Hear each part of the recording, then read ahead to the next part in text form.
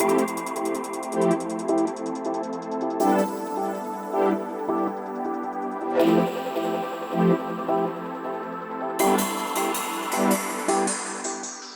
are on our way to the home of Nikki Jade and her gorgeous boyfriend Anthony from Australia.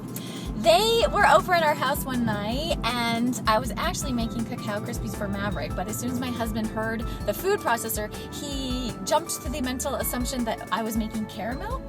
And so obviously we had to make a batch of raw caramel and we served that just with some sliced apples, and Nikki and Aunt loved it so much that Nikki was trying to recreate it at home, and I get a text message saying, this is not coming out quite right. What exactly did you put in there? So we are on our way this morning to their house, and we're just going to show her in person how that raw version of caramel is made.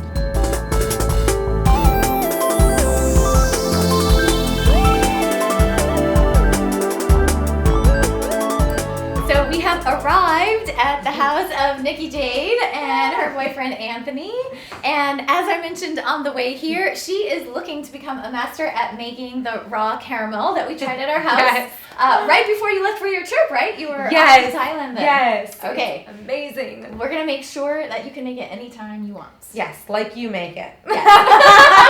There's a secret. The secret ingredient is time. Ah. No one waits the extra time, so let me show you Okay. exactly how it's done. Awesome. Let's do it. Okay, so this couldn't be any simpler. Okay. We just have the 5 ingredients here. We have some coconut oil. You should have a raw, extra virgin, organic coconut oil, and we need a half a cup of that. Now, we're in San Diego here, so we are unaccustomed to our coconut oil being this firm. This is just not right. Yes. That means that the weather has gotten too cold for us officially, and I'm sorry for all the people out there on the East Coast whose coconut oil is always like that, but Yes. we're not used to it. You're gonna need a half a cup of that. You're gonna need half a cup also of maple. Now, if you are concerned about your sugar, obviously you wanna be careful eating any dessert, raw or otherwise, but if you are really careful with your sugar, I would recommend an alternate sweetener like an artichoke syrup. Much, much better. And that goes well in this, too. It tastes really good in this. Ah. As a matter of fact, if you haven't played around with that artichoke syrup, it has a slight molasses flavor to it, so it gives it sort of a richer, deeper, like a darker caramel. You know how caramel is traditionally cooked with butter and sugar reduced down, and when they let that sugar burn even darker, it gets like sort of a deeper, but more burnt flavor, and it's more similar to that when you use that sweetener. But it's a great option, and that is a sweetener that actually balances your insulin. So how great is that? Awesome. Then to thicken it up and give it more body, we're actually going to add some almond butter. Now, this is crunchy almond butter. Generally, I use creamy almond butter, but we have got such a power horse here in our Cuisinart food processor that I'm not worried about that. So that was a half a cup of maple, a half a cup of coconut oil, and 1/3 cup of almond butter. Now, while I measure out right? raw Everything's almond raw. butter, yes, Cool. everything's raw. And again, if you have chunky sitting around and use that, your food processor is going to whip up those little chunks anyway, so don't worry about it. While I get the last 2 ingredients here, I'm going to have you start chopping us some apples. And this just goes to show how fast this whole process is. You want just a dash of salt to get in here. Now, you don't want to get up over like 1/8 to 1/4 teaspoon of the salt. Even if you like the salted caramel flavor, 1/4 teaspoon is definitely going to do it. So I always start with a little. And you can measure this out if you want. We have a Himalayan rock salt here, which I actually prefer because it has trace minerals in it. It has 23 trace minerals that are probably missing from your diet anyway, so it's great to go ahead and use the Himalayan salt when you can. We also need 1 teaspoon of vanilla. If you don't have liquid vanilla and you do happen to be lucky enough to have fresh vanilla pods, you can scrape all the beans from 1 full vanilla pod and you'll get that same flavor. If you want to add a little bit of sort of just mix it up a little bit, if you make this recipe a lot, try adding a dash of cayenne and some cinnamon to this, and it just gives it a little bit of a Latin flair and just a little bit of spice. Ooh, I'm going to try that next time. Yeah, it's awesome. Okay, so here's the thing. You want to pulse this until it's all together, so until it's well combined, okay? Now, once it's well combined, anytime you mix a fat and a liquid, you're going to sort of have that milky, lotiony sort of feeling to it, and that's fine. We want to get there just to make sure that this is perfectly well incorporated. We don't have any bits mixing too much around the edge or too much around the blade. This looks great. And then once once you have it well mixed and combined, the secret is time. So if you look in this now, it just looks like sort of like a watered down peanut butter. It does not have any gooey consistency. Right. If we put a spoon in it, it would not stretch out like caramel would. The secret is time. You put it on, and you're gonna have to let this run 3, maybe 4 minutes before it starts to mix up. So you can see in here now that this is really milky looking. So we're just gonna give it a minute while you chop the apples, and we're gonna let it run, and we're gonna check in it then.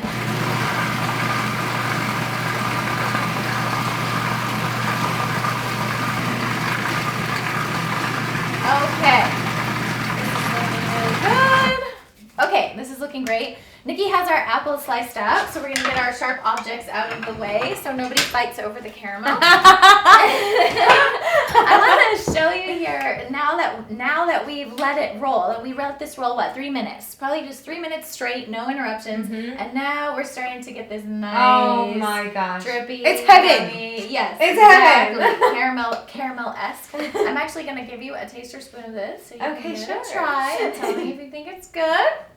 Thank you. And again, if you like it more salted, you should be yummy. Oh my god. Okay. So good. One last thing you want to check before you serve it up is sometimes a little bit of your sweetener will sort of fall below the blade. The same thing can happen if it's the salt or whatever. So before you serve it up, you want to take your spatula and just make sure that things are moving around right under your blade. Go around the edge one time. We're going to spin this up and serve it. Oh my god, it's so good.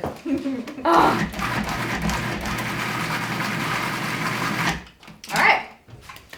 Just to make sure. Now we're going to take our nice sharp objects out of here and get that right into the sink. People fight over this at my house. Yeah. I'll clean that up later. Okay, there we go. Now this is a nice big batch of caramel, so you'll probably find even if you serve up the whole family a bunch of sliced apple and caramels, you're probably going to have some left over. Now, some of you might want to just keep that bedside. But if that's a little too much for you, a great thing to do with it is to save it and sweeten your morning maca faca. I think you guys have tried that, the coffee replacement. If you sweeten your coffee replacement with that instead of an alternate sweetener, it's going to taste just like a caramel latte. Far better for you than anything Starbucks could serve.